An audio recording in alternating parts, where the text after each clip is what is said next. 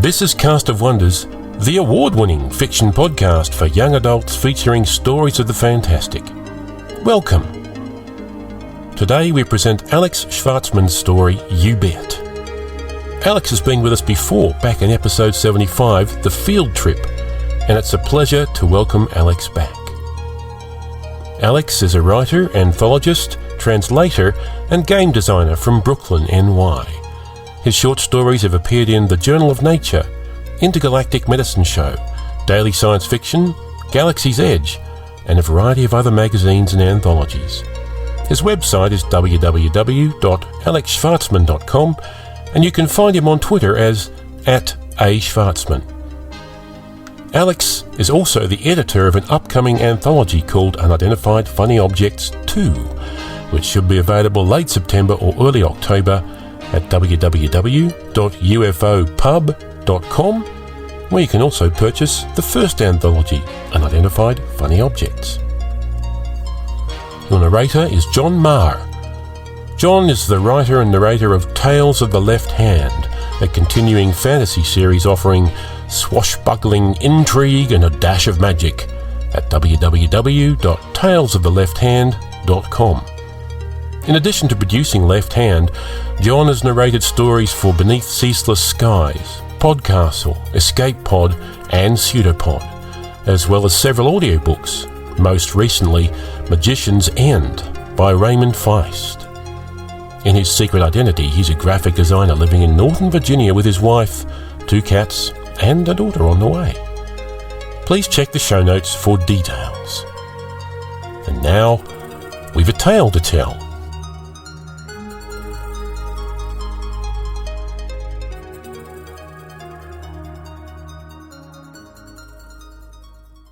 You Bet by Alex Schwartzman. Joe stepped through the door and found himself in a cramped, smoke-filled card room. The players paused their game and turned toward him, 5.5 pairs of eyes studying the newcomer. Seated around the green felt table were a robot, a witch, a vampire, an alien gray, and a fairy.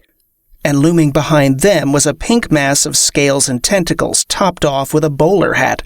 It regarded Joe thoughtfully with a single bulging eye the size of a dinner plate. "Hey there, new guy," said the fairy. Despite her 2-foot frame, her voice was sultry rather than tinny.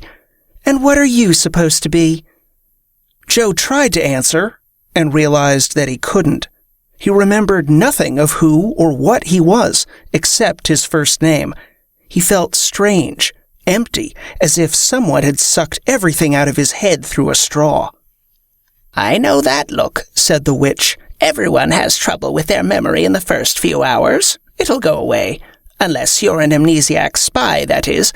But we already had one of those." His memory problems were selective, Joe discovered. He recognized the sounds of a Frank Sinatra recording crooning in the background, yet couldn't recall a reason for arriving at this place. "You aren't anything obvious," said the fairy. "If you figure it out quickly, don't say, 'I'd rather guess.'"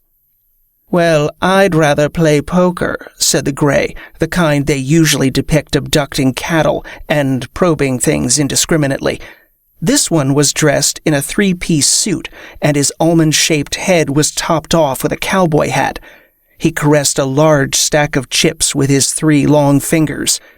"It's your turn to deal," the alien said to the fairy. The fairy pouted. "We do nothing but play cards," said the witch. "Let her have her fun." The fairy fluttered her wings and displayed a huge grin. Her mood changed so quickly, Joe couldn't help but wonder if little folk were susceptible to bipolar disorder. "Are you a superhero out of costume? A serial killer? A werewolf, perhaps?" "Mangy curs," the tall, striking brunette with fangs sniffed the air. "I can smell those a mile away. He isn't lupine." She looked Joe up and down. "This one may be a tasty morsel, even if he's a bit ordinary-looking." "Watch out, friend," announced the robot in a stage whisper. "She means that literally." "Your guesses are as good as mine," said Joe to the fairy. "My name's Joe. Beyond that, I can't remember, well, anything. "I don't need to learn your name," said the alien. "You won't be here long enough." "Gray makes a terrible first impression," said the witch, with a sideways glance at the alien. "and it doesn't improve much once you get to know him either." "I'm sure that underneath the 50 shades of his cranky gray exterior beats a heart of gold," said Joe. Or hearts, however his physiology works. The alien stared at Joe down his pair of flat holes that passed for a nose and went back to counting his chips. "Don't you pay any mind to that meanie," said the fairy. "Have you got any superpowers? I hope you aren't a mind reader, because we couldn't let you play then. Telepaths only get to watch, like Howie over there." The pink monstrosity bobbed its head and made an assenting noise, which sounded like the mule of a tipped-over cow. "Who are you lot? What exactly is this place?" Joe turned around, but the door he had entered through was gone.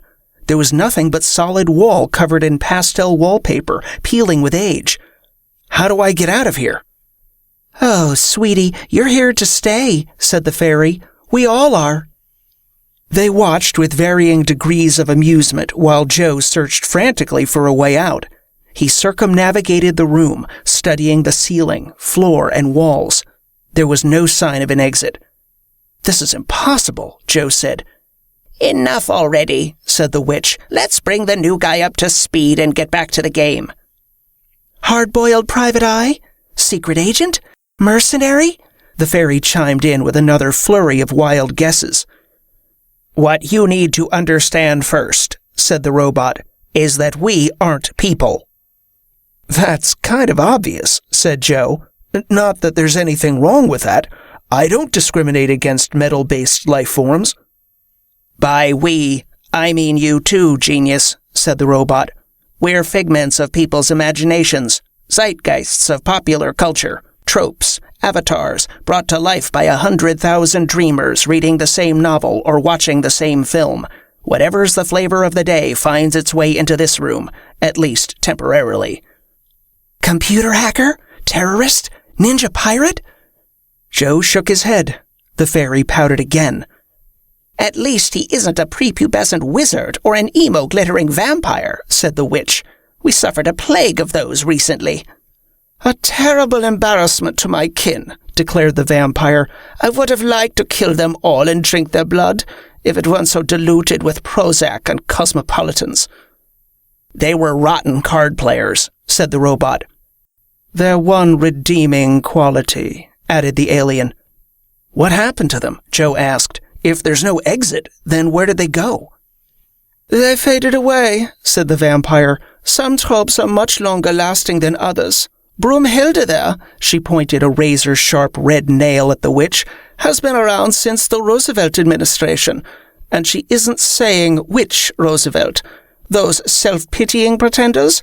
Not so much." "I don't much like the idea of fading away," said Joe. "Can't blame you one bit," said the witch, "but people's fancies are beyond our control. Be content with the fact that enough of them thought you up and that you exist at all, even if existence around these parts is nothing but a never-ending card game." "Toreador? Clown? Astronaut?" Joe shook his head again. "Whoever you turn out to be, the important question is, do you know how to play Texas Hold'em?" asked the alien. "Yes," said Joe. "I think so." "Pity," said the alien. "I prefer easy opponents." "It's your turn to deal," he reminded the fairy. "Scoot over and pass the new guy his chips." "Ghost Whisperer? Colombian drug lord? Pet detective?" The fairy made increasingly unlikely guesses, but in truth, Joe was no closer to figuring out his own identity than she was. So he played cards and studied the room and its inhabitants. They played for several hours straight. Joe surprised himself and his companions by being rather good at the game. He quickly learned that the robot never bluffed, the witch fingered a large wart on her nose whenever she had a strong hand, and the vampire always overbet low pairs pre-flop. The fairy played badly, but made up for it with copious amounts of luck. She often caught just the right card on the river. The alien was the shark of the group. His playing style was tight but aggressive. He changed his strategy all the time, and his gray, emotionless features made for a perfect poker face. Very slowly, Joe built the modest pile of chips he started out with into an impressive stack that was second only to the aliens. He searched for an opportunity to take the lead, but the wily extraterrestrial kept eluding his traps. "Why is this place so run down?" he asked, noting the dilapidated carpet and patches of the green felt on the table worn so threadbare that they were practically bald spots. "It is the nature of tropes to be well worn," said the robot, looking up briefly from his hand of cards. Not long after that, there was a lively round of betting, which resulted in a large pile of chips building up at the center of the table. The alien placed his bet after the flop, and Joe raised the stakes, sensing an opportunity. The other players groaned and folded their cards one by one. The Gray studied Joe intently, looking for any kind of a tell. "Take your time, E.T.," said Joe, staring right back at the alien.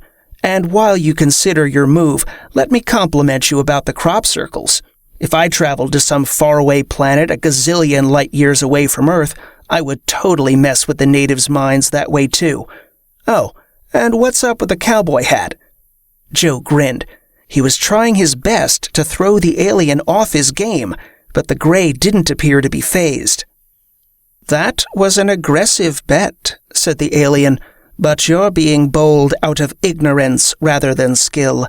Your new so-called friends conveniently left out a crucial detail. The game we play is more than a mere diversion." He leaned in toward Joe. "These chips represent your influence and relevance in the outside world. Win some, and you might stick around a lot longer. Lose it all, and—" The alien snapped his fingers. Poof. "You asked about the cowboy hat earlier. Its previous owner liked to bet aggressively too. Nice enough chap, if a bit unrefined." The alien pushed a large stack of chips into the center of the table, almost doubling the pot. "Raise." Joe pursed his lips and fondled the clay chips as he processed the new information. "Well," he finally said, "isn't that an interesting tidbit? Thanks very much for omitting that factoid when you invited me to play." He looked around the table. The other players wouldn't meet his gaze. "The fairy has been trying to guess what trope I represent this whole time, and I've been mulling it over too, and I finally figured it out. I'm Everyman." The players stared at Joe, waiting for an explanation. Even the fairy kept quiet. "There's a thin line between a trope and a cliché. I believe all of you have crossed that line on occasion. I think enough people out there are tired of that. They're interested in stories about a regular guy. No superpowers, no martial arts training, no preconceived notions. A regular Joe who thinks and acts like a person, who can be cautious or reckless, malicious or kind, unpredictable yet realistic. They want a sort of character who won't fade away, but always remain fresh by reinventing himself. Cowboys and Indians make room for little green men who get replaced by gumshoe investigators. The tropes come and go. But every man is always going to be around for as long as people tell stories, no matter how the cards are dealt." Joe shoved his entire remaining stack of chips forward, doubling the pot again. "All in," he said. The players reflected on his words in silence. Only Howie the Lovecraftian horror hummed along to the Sinatra tune. "Fold," the alien declared after a long pause. He regarded his much diminished hoard of influence chips, then got up and stomped away from the table in frustration. Joe smiled and collected his winnings. "What did you have?" the robot asked. "I'm sorry," Joe said. "I don't remember." Joe discarded the 2 of clubs and the 7 of hearts he was holding face down and shuffled them into the deck. He decided that he was going to like it here. He had finally figured out what trope he represented and was confident it would take the others a while to get up to speed. which was just as well, because he could use all the chips he could get out of them. Card Sharp was not, on its own, a very powerful trope.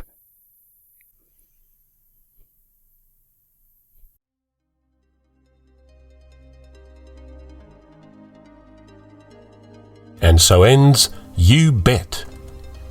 Of this story, Alex says You Bet was written as an attempt to explain what's going on in the cover art of the first Unidentified Funny Objects anthology. You can see the picture on the ufopub.com site, or check the show notes for details. He says, I didn't want to include my own story in the anthology, so I made posting it on the UFO publishing website a stretch goal that was unlocked when we reached a certain level of funding on Kickstarter, where it was well received by our backers and other readers alike. Cast of Wonders is a production of Wolfsbane Publishing. The editor is Marguerite Kenner. The host and audio producer is Graham Dunlop. Artwork is by Barry J. Northern. It's released under a Creative Commons Attribution, Non-Commercial, No Derivatives license. Share it but don't change or sell it. Theme is Appeal to Heavens by Alexei Nov on musicalley.com.